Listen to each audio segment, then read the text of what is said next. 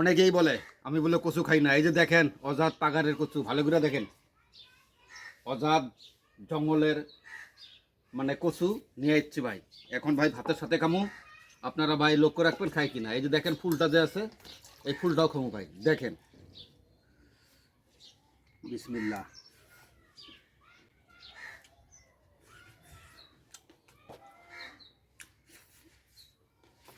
এই যে দেখেন অরিজিনাল ভাই, এটা ফুল ডাইরেক্ট অজাত জঙ্গলের অজাত কচুর ফুল। আমি খামু, দেখেন।